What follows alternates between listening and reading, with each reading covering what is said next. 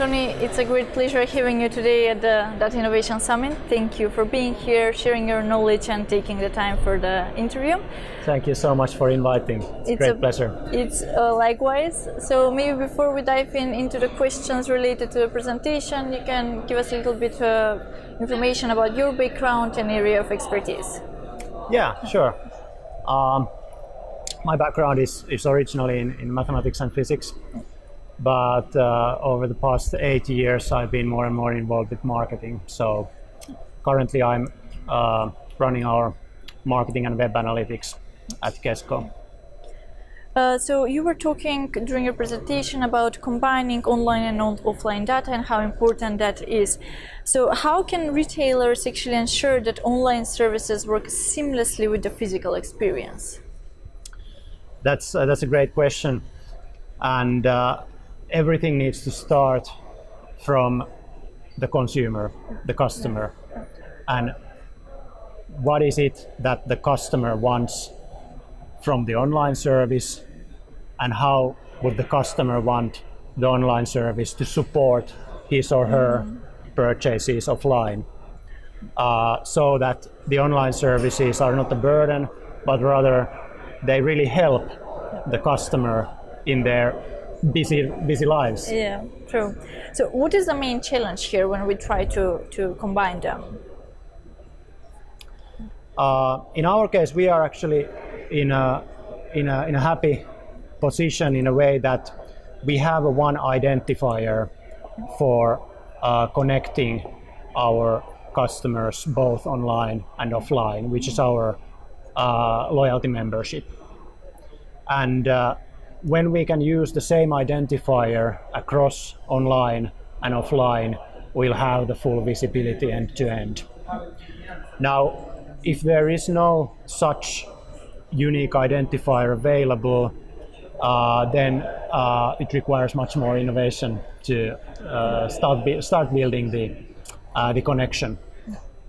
So how does this, what's the implications for the company? Like how this, especially in the marketing sector, how this affect marketing decisions?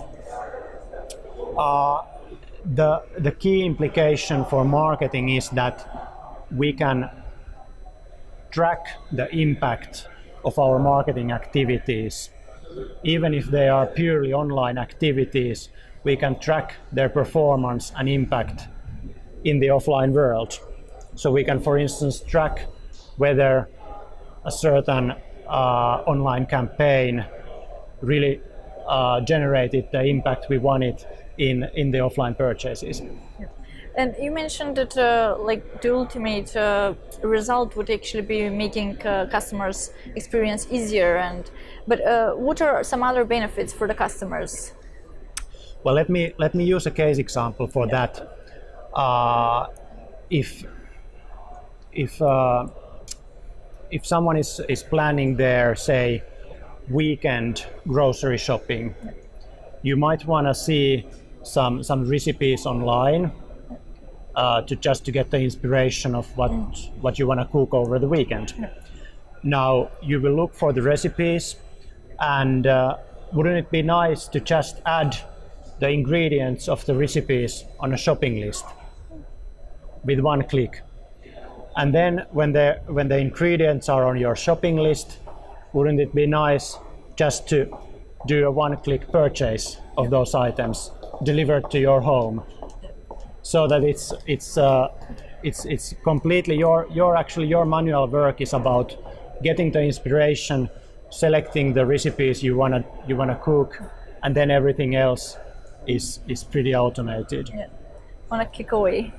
And seamlessly between online and offline means that even if you want to do your shopping offline, for instance, go collect the goods from the brick and mortar store, you might still send a request to the store that these are the products I want, please collect them for me. I will be there 5:15 to collect them.